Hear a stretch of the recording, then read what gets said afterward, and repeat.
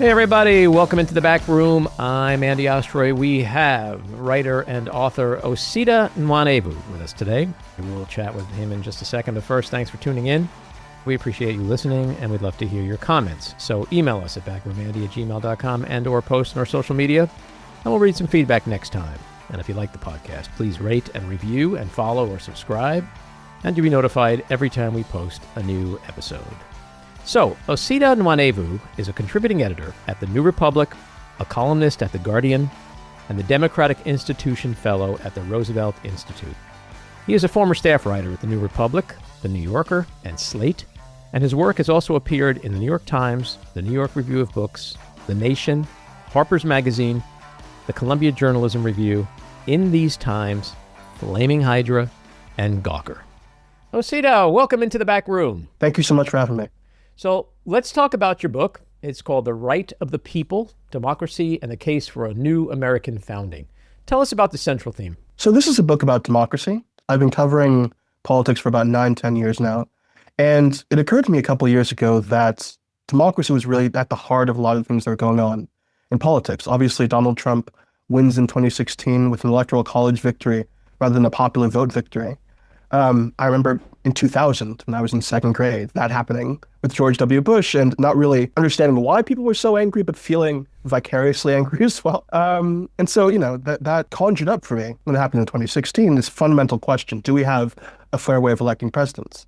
Obviously, since then, we've had many occasions to think about democracy, whether it's him trying to overturn the 2020 election or January 6th. But, also, I covered the Democratic primary in 2020. And I find myself having to say over and over and over again, if Democrats win, even if they win the presidency, even if they win Congress, probably not going to do what they want to do on healthcare or immigration or gun control, unless they're kind of structural reforms of the way the federal system works. And I found myself describing that without really explaining it or sort of thinking through, okay, why is that the case? Do we have a democratic system if these things are so hard to do? What is democracy? When Republicans say, actually, we're a republic and not a democracy, are they right?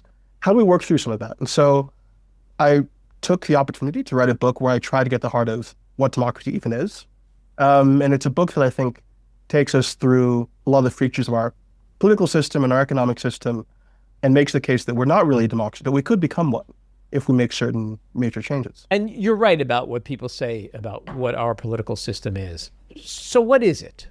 Let's settle this debate once and for all. Right. Most people walk around going, up until recently perhaps, I feel like I could say whatever I want, wherever I want, as long as I don't scream fire in a movie theater. Right. I can go where I want, I can assemble, whatever. I'm living in a free country. Now, I'm living in a democracy. Sure. But it's not really a democracy, is it? No. And I think that you can only get to that conclusion if you take a step back and think about, okay, what is democracy actually?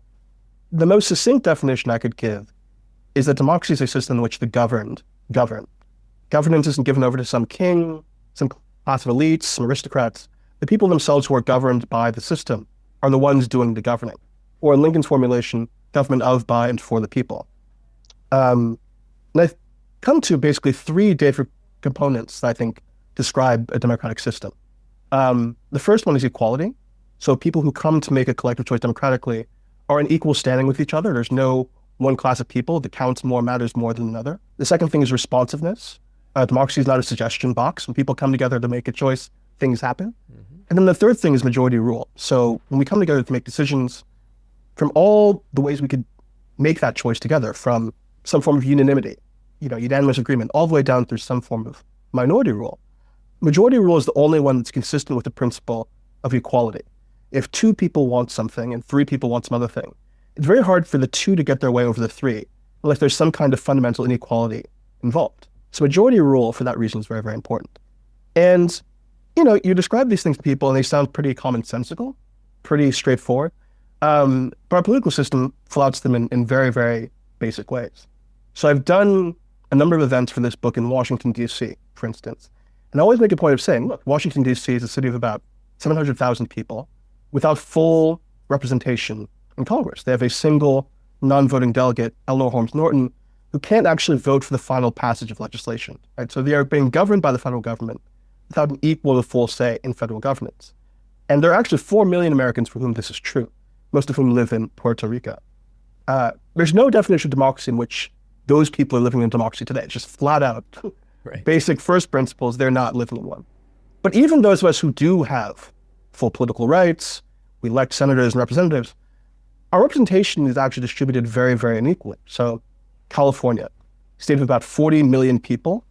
If it were its own country, it would be one of the 40 largest countries in the world. It is one of the largest economies in the world. Has the same number of senators as Wyoming.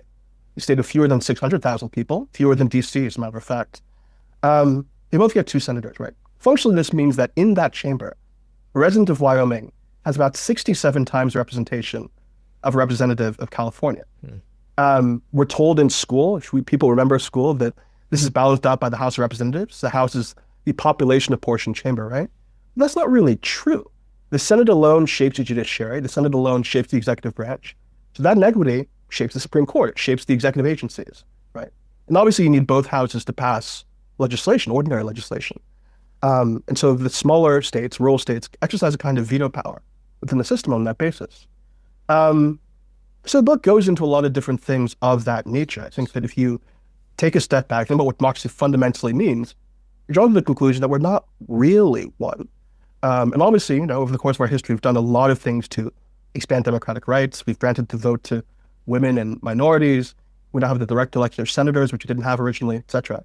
But from my perspective, I think the conservatives, and this is kind of heretical for liberals to say, I think conservatives are more right than they are wrong about the nature of what the system is. We are a Republican government. All that really means is there are checks and balances, there are different, branches of government, there's rule of law, there's, distributed power in some sense. But republics aren't intrinsically democratic. Rome, famous republic in ancient history, it was not a representative democracy in the sense that we'd understand it today. So we are clearly a republic of some kind. And I think the book makes the argument that if we make certain fundamental changes that I think we're democratically entitled to, we can become a democratic republic. And that should be a goal that we set for ourselves. And what are some of those constitutional changes, especially the ones you believe are most urgent, if America is to function as a true democracy? Well, I think the Senate is the most troubling thing and also the hardest thing to change. Now, for the territories that don't have full representation, it'd be very easy if they agreed to it, the residents of Puerto Rico and DC and the other territories, to grant them statehood. That would kind of even out this partisan imbalance that's arisen. It would get them full representation on a democratic basis. But a more fundamental change to the way Congress is designed isn't something you can really do without constitutional overhaul. And the book isn't arguing for that, in the next year or 5 years or 10 years, but it's an argument that we should move towards a kind of refounding and a new constitutional document, order, or whatever, over the course of many decades. I see this as a kind of movement akin to the women's movement, the civil rights movement. But the Senate is I think, the statehood push and admitting territories of states, one kind of temporary fix. Longer-term fixes, I think, would be harder. But it is one of the most fundamental, I think, important places where you see these kinds of inequities and you see why they matter. Other things like the Electoral College, I think, are actually a lot simpler. So constitutional amendments, this is a process that in and of itself probably needs to be changed. It's very, very hard to amend our Constitution. It's the hardest Constitution to amend in the world. So if we wanted to do something about the Electoral College, you could go that route, probably wouldn't succeed, but you could also participate in what's called the National Popular Vote Interstate Compact. So the way this works is states are actually allowed to decide how they give over their electoral votes.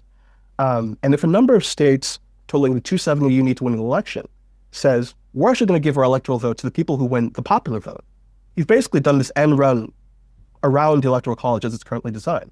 And actually, many states have done this over the last 20 years, where it's 200-something votes committed to this project. So once we hit 270, this would be a way of leapfrogging over the Electoral College. You don't really hear about it in politics, despite how consequential it would be. But this is, I think, the most likely way we get to a popular vote for the election of the president. One of those things I'd mention, because it's in the news now, we're talking about gerrymandering. People are, going back and forth about whether Democrats should do this tit for tat with Republicans on redistricting. But I think the bigger issue is we have a system in the House of representation. Doesn't really make sense. It incentivizes gerrymandering, incentivizes politicians choosing their own voters. What we could do instead is move to a system of proportional representation. Right now, the way Congress works, the way the most districts in this country work, below Congress even, is you elect one person per district, right? You go to the polls, one guy who wins more votes than everybody else gets the position. Even if, they may win 40-something%, and most people actually vote for other candidates. The person who wins the highest total wins. That's what first past the post means.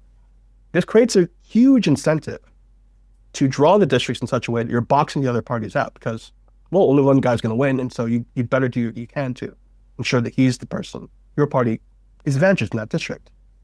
But we could move to a system of multi-member districts and proportional representation where in each district, you're sending multiple people to Congress. So, if you win 40% of the vote as a Democrat, Democrats win 40% of the seats in the district. Republicans might win 30% of the seats in the district. If they get 30% of the vote, a third party might win 10%. That's a system in which it's very, very difficult to box out the parties just from getting anything, so there's less incentive to gerrymander. It's a system where you're electing all kinds of people in all kinds of districts around the country. It's not just, a Republican district or a Democratic district. You have this kind of blend of representatives from different parts of the country. And it's also a system where you allow for the possibility of third parties to emerge. So that's another change I think would really, really dramatically transform our federal system as we know it. There's a bill called the Federal Representation Act, pushed by Don Bayer, that would get this done. So a lot of different ideas like that in the book, and I encourage people to check it out. And how would we go about changing the imbalance of power in the Senate? Well, I think the Senate, again, it's a place where you see these inequities really, really mattering a lot, and they're mattering in such a way that advantages the Republican Party. The smaller rural states tend to be more conservative, and so Republicans have a kind of intrinsic advantage in that chamber. The last time Republicans, I believe, controlled seats representing a majority of the American population in the Senate was 1996. And despite that, they've controlled that chamber for more than a decade. So right away, you see that there are very serious partisan implications for the way the Senate is designed. So this is why I think that we should probably add a number of territories, Puerto Rico, DC, Virgin Islands, etc., that seem to be a little bit left-leaning in their skew. Mm-hmm. And that would create this kind of more partisan balance and more equitable representation in the chamber as a kind of substitute for the harder thing, which is going to take a very, very long time, which is how do we redesign this chamber entirely and move to a different system of Congress, decades and decades from now. That's a long-term project. I think there are a lot of different ideas about how we could do that, what we could do there. But the most immediate thing, I think, would be to admit new states. And that's actually something that doesn't take very much to do. You can admit a state with simple majorities of Congress. It's not something you need a huge, weird constitutional amendment or anything to do. You just, if you control Congress, you control the presidency, you can sign up new states into the Union. And what about the Supreme Court? It has these lifetime appointments. Right. I mean, if we talk about the imbalance of power, it is heavily right in its politics and making decisions based on politics. What can we do there? What should we do there? There's been a lot of talk of expanding the court. Right. Like Joe Biden could have tried to do that. Right. Well, he could have. And I think that's the easiest way of, in a manner very similar to what I just described with the Senate, reorienting the partisan balance in the kind of near term to account for the fact that Republicans have basically forced their majority on the bench there. But, the other thing we could do is institute term limits for Supreme Court justices in general. So it's not this kind of high stakes battle every time somebody dies. The person you put on there is going to be there for like 40 years. And so it really, really matters. And you have to do everything you can to put the person on the bench. We're the only system, I think virtually the only system in the world that has long lifetime appointments on the Supreme Court. It creates all these kind of perverse incentives.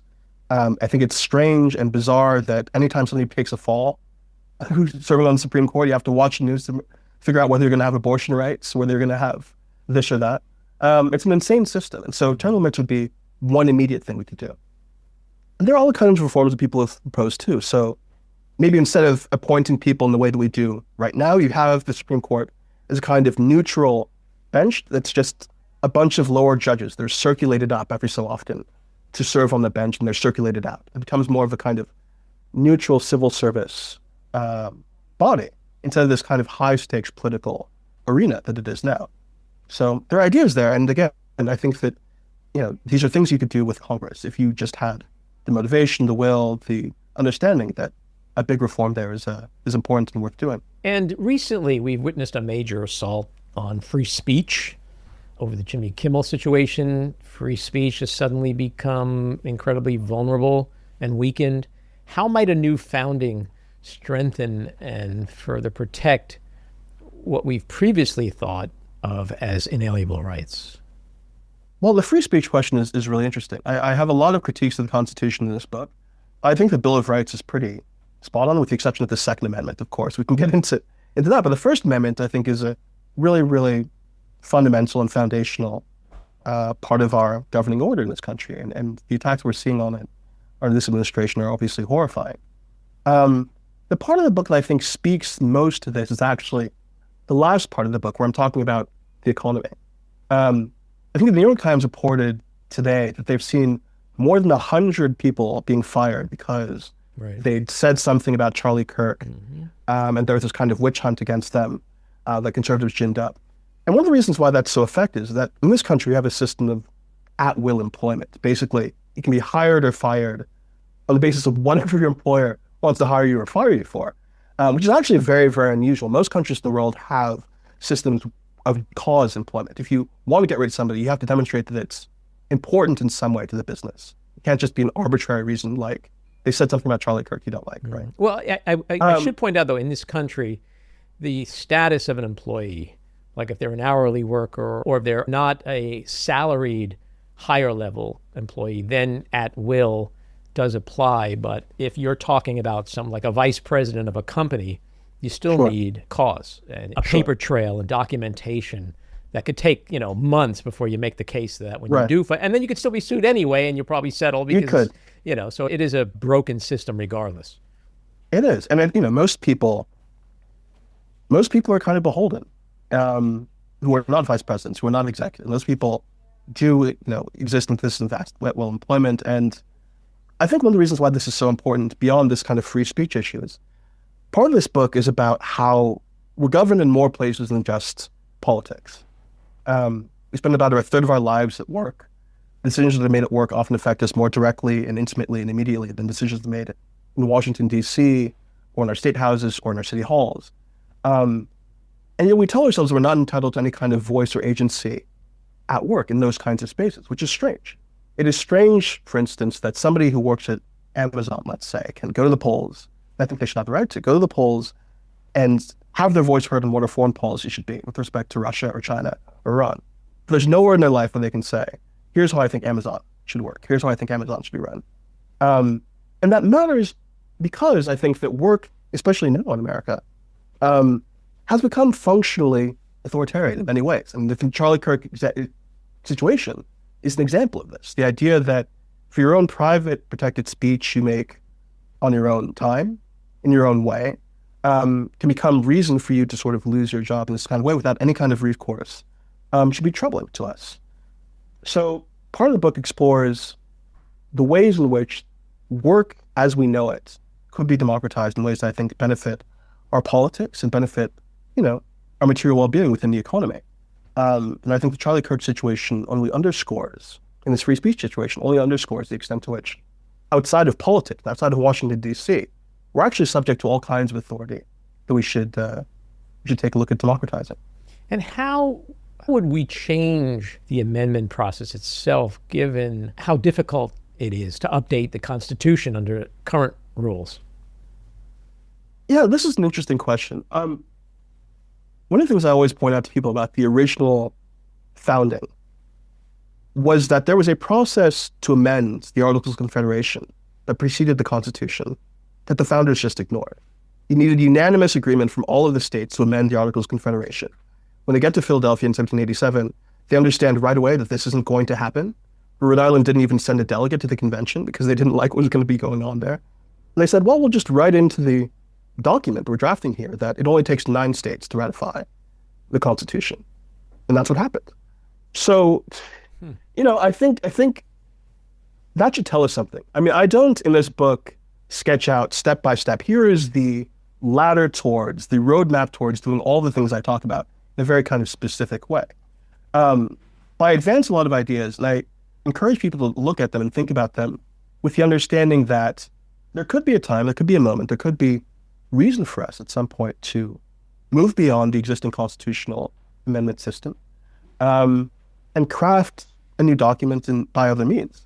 The founders did that to generate this constitution. I think that we have the prerogative to do it the same way. It's just a matter of building the public consensus around the changes that need to happen. And we're not there yet. This is, again, a process that I think would take many, many decades.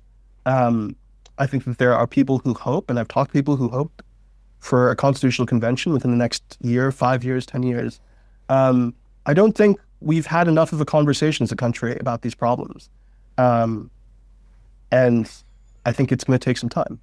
But at a certain point, I hope that people understand that they have the right, just as the founders did, to say, look, the Constitution might say this about the amendment process, but we have suffered under this structure, these institutions for so long. They're really, really not working for us. We have a 60, 70%, 80% public consensus about changing certain things. Let's just do it. Let's just convene a convention or conventions and put together a new document. That all sounds great, and I'm for it. I want to ask you, we're not living in an era of bipartisanship. When fairness, I mean, that shit went out the window a long time ago. In fact, our politics today is so toxic, so tribal in its partisanship. Do you really envision a point where the parties can get together and convince the electorate that these are things we need to do? Not for a long time. I mean, I don't think we're in a place now where we have a Republican Party that respects democracy, that believes in democracy. I think that's a fundamental problem. And, some of the changes that I talk about us doing in the near term, whether it's adding new states or adding justices to the Supreme Court, as we discussed, those are going to be partisan changes. I cannot see a Republican Party getting on board with any of those things. And that's just the reality. I don't think we should shy away from them for that reason. We have a kind of fundamental division here. There's a party that believes in democracy and a party that doesn't. And if you believe in democracy, you should be invested in one of those parties winning. That creates the concern that if the party that doesn't believe in democracy actually controls all the power, yes, that's talking about roadmaps. That's not a pretty picture. Well, that's the situation we're in. And so the other thing I'd say too is this. I think so much of the radicalism and extremism you see within the Republican Party is a product of the federal system the way it's designed. As I discussed earlier, Republicans have not controlled a number of seats representing a majority of the American population in the Senate since 1996. They've controlled the chamber for more than a decade. Despite that, obviously in the last 25 years, they controlled the presidency, won the presidency twice without winning the popular vote. If that's your reality, and you can win elections and you can win power in Washington without actually representing most Americans, that means you're going to appeal more and more to the people who actually matter for you, Republican primary voters, conservative voters. And that's, I think, some of the reason why we're seeing a Republican Party that's so out of skew with what most Americans want and believe. And so if you were to enact some of these reforms, let's say the popular vote, for instance, and Republicans really did have to appeal to Americans all across the country in order to win, that would, I think, change the character, or at least I'd hope it change the character of the party a little bit and de-radicalize it a little bit, force it to moderate. Same thing with adding states to the Senate. How much do you think our current crisis can you attribute to flaws in the Constitution versus the political culture that's developed around it? I think that they intersect. I think that the Constitution gives politicians incentives to behave badly. Politicians are not angels and will never be angels. I think we might hope that they'd act in the best interests of the country and put their own careers and their personal advancement aside. But politicians don't do this. What they do is respond to structures. They try to win elections. And again, if you can win power without appealing to the broad American electorate, and you're only appealing to people who watch Fox News, and that's how you get into Washington, that's how you win the presidency, that's going to change the character of governance. And so, the Republican Party, I really wish and I'd hope that they'd see the light someday and have this kind of kumbaya moment that people have been wanting them to have. I just don't see it happening. And so there has to be a point at which we reform the system in such a way that they are forced to moderate. And they're forced to moderate because they have to win over most Americans, not just their segments of the country, plus a few swing voters here and there. You know, you talked about gerrymandering, and we've been hearing a lot of this in the last few months. And when you hear it from the left, it's always about we, the Democrats, are getting screwed. That's the narrative. Yeah. But what's really happening, if you get more granular, is that it's disproportionately disenfranchising voters of color. And so how do you see the role of race and inequality and historical exclusions in shaping your argument for a new founding? Well, I think many people have said and written lots about the ways in which slavery influences the design of our political institutions at the convention. So there's a little bit of discussion about that in the book. But, also, I think one of the reasons why we're seeing a right that is so hostile to democracy now is because they fear demographic change, right? They fear majoritarianism because the majorities that's emerging in America today is going to be more and more diverse as the years go on. And so that's intensified their hostility to their angst about democracy. I think we have to be straightforward about saying that, about explaining to people this is why Republicans are making things about voter ID. This is why they're trying to throw people off the ballot rolls. But I think it's an important part of the story. And, it's hardest to vote always for people who are at the margins of society, who are poor, who are excluded in some kinds of ways. So if we have a voting system that's out of whack internationally, that makes it harder to vote than other countries do, people who are going to feel the brunt of that are obviously going to be minorities and the poor. Most countries in the world have automatic or mandatory voter registration. We don't have that. We kind of throw it over the states to do whatever they want.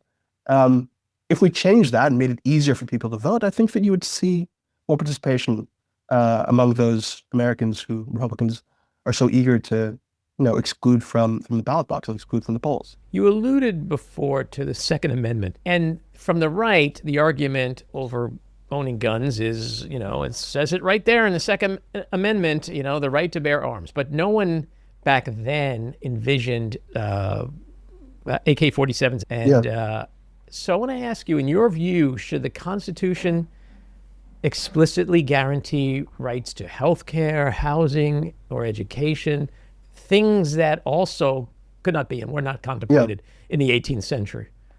That's a fascinating question. And at the state level, actually, constitutions do include provisions that are about education and the environment and labor. So if we were to have a new constitution someday, we could explore having explicit provisions that would grant people certain rights. I'd be especially interested in labor rights maybe being protected by that kind of provision within a new document. So it's something we could do. But also it creates this kind of political challenge. It's the more things you sort of pile on to a document, the harder it is to get ready to agree on everything. So, and if I can rephrase that for you, the more things you want to do right for the American people, the harder the right wing is going to fight against it. Yes. That's the reality, unfortunately. That's the reality. So, I don't see any reason why we couldn't include a right to education, for instance, or a right to health care in a new constitution.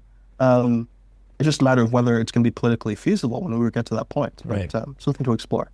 We see Trump making renewed threats against mail-in voting and other parts of the election process. Folks are very concerned that we may not have a free and fair midterm election next year.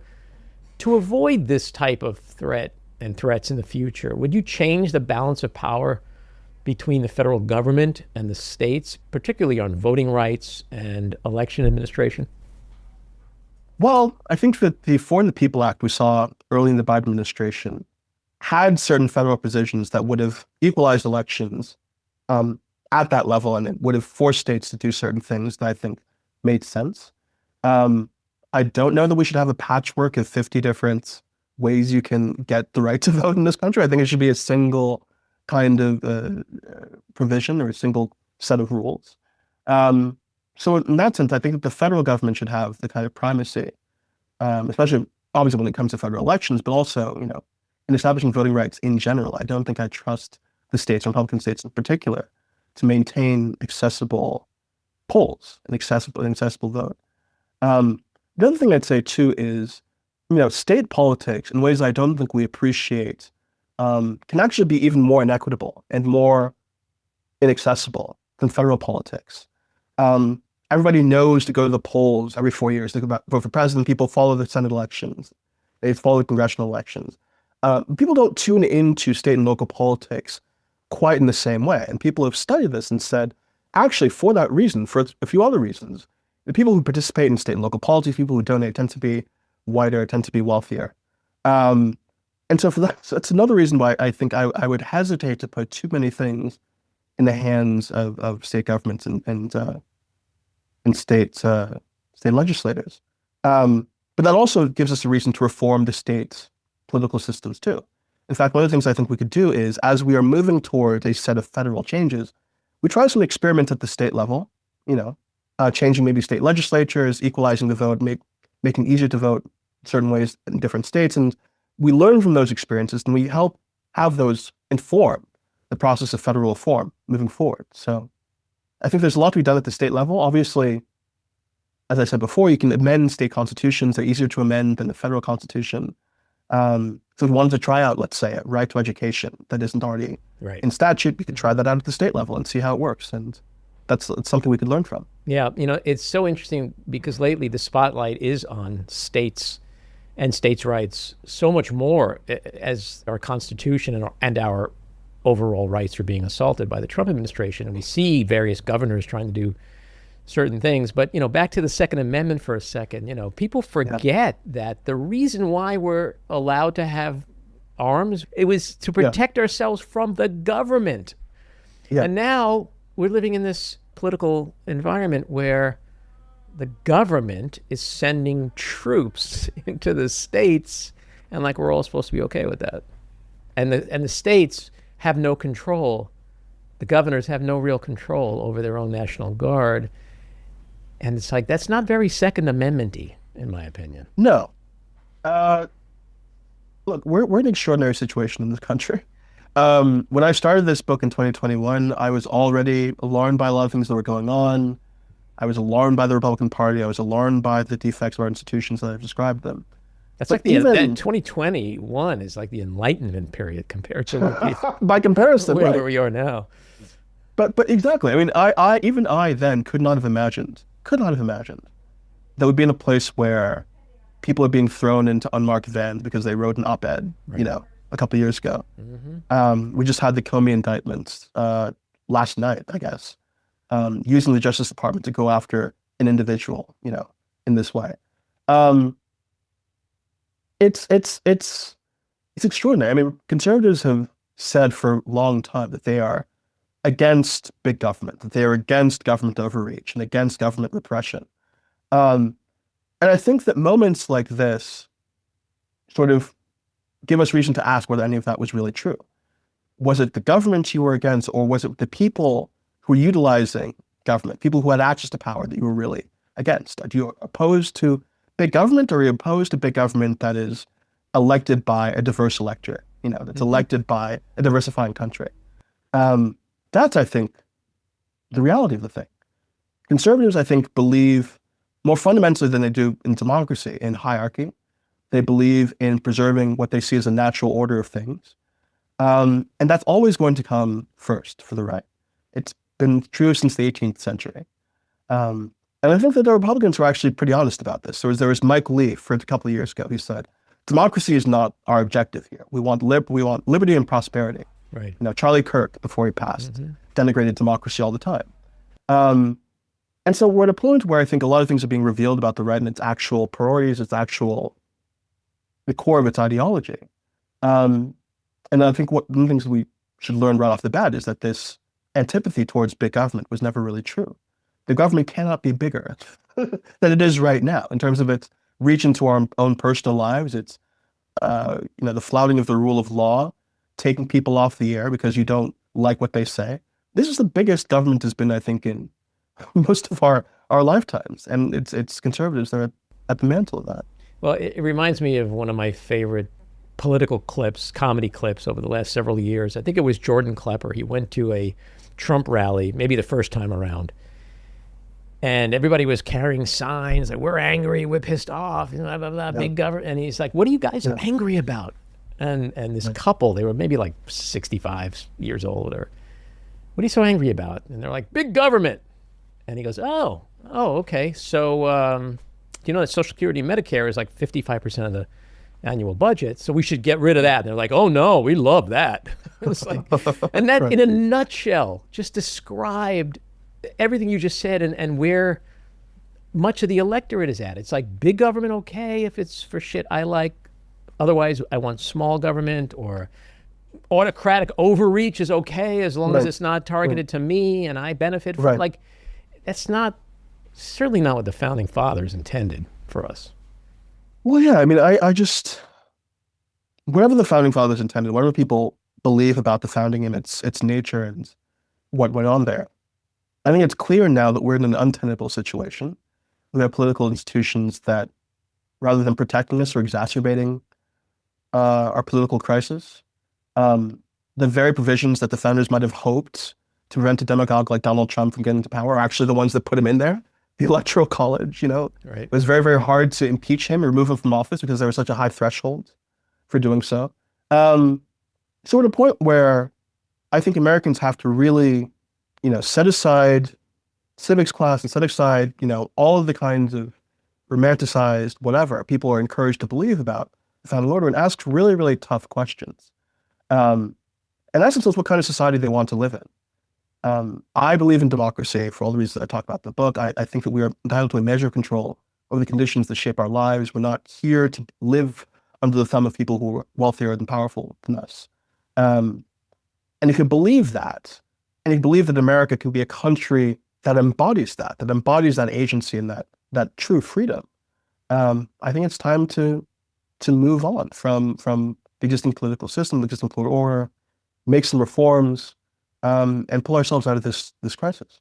The founders are revered on some great level in American culture. Do you think their legacy, though, has done more harm than good for the democracy we have today, especially when you consider that they clearly never truly prepared for someone like Trump? I mean, you say in the book, and you said it here today, that we structurally, the system has helped Donald Trump. Yes. Yeah. I mean, the founders were working with a very limited set of information. They're creating a new kind of government. We've had 238 years of experience with this document that they did not have. They didn't know how it was going to work. We've seen governments all around the world develop their own systems we can learn from and draw from. Political science was not really a discipline in 1787. It is now. People study questions of governance with a level of rigor that they did not. And so there are certain things that we know now and we can perceive now that they couldn't have. They just couldn't have, as intelligent as they were. And I think that should give us the right to say, look, we had a founding generation, from my perspective, deeply, deeply flawed, but they were smart people. They did what they could in the 18th century. We are now in 2025. We have as much of a right as they did to say, what we have right now isn't working, and we should move to a better system. These are people who broke from an empire, created a system of government. Within less than a decade, decided that system was not really great. Created the Constitution we have now. It's very strange to take from that an attitude that we should be reverential towards institutions. The founders themselves were not reverential in this way. Jefferson was not at the convention, famously, but I consider him obviously a founder. Said himself that he didn't think a constitution could last justly more than 19 years. That beyond 19 years, that would be the hand of one generation constraining, extending itself over another. And that there should be regular periods where we reevaluate things. I think 19 is a little too short, personally, but somewhere between 19 and 238. I think we should have come to a point where we ask ourselves fundamental questions about whether the system is working for us and move in a different direction. And that's the point I think we're at now. I think that we should see ourselves as founders. Founding doesn't have to be something that happens once. In fact, I think that after the Civil War, we had a kind of reworking of our political order that allowed African Americans in, that fundamentally remade this country. And I think we're at a point where we have to consider doing that again. And if we don't, I think that the people who are going to remake the country in a fundamentally different way, in a negative way, are on the right. And we're seeing them, in their own sense, refiling this country to their own ends today. At the heart of your book is faith in democracy itself. What gives you hope, though, that Americans can reimagine and rebuild a system that truly lives up to its ideals? Well, I mean, I think the American people, I do think this is a special country. I think that people on the left are often, shoehorned into not believing that there's something special about America, something good about America. And look, I think that this country's had a very, very dark and painful and bleak history. But we have a kind of sense of mission about us and a sense of purpose that encourages us to ask these questions every so often. And I think, Americans might not understand exactly why the system isn't working. They're not talking about all the things I'm talking about in the book, but there is a sense that things are not working, that this is not the way politics should be, that we're not solving our problems the way that we ought to. And I think that can be the seed for something really, really grand and profound. If we have leaders that are encouraged to tell the American people, yeah, you're right to say things aren't working, and here's how we could do things better. Here is the vision of American society that we should be working towards and moving to.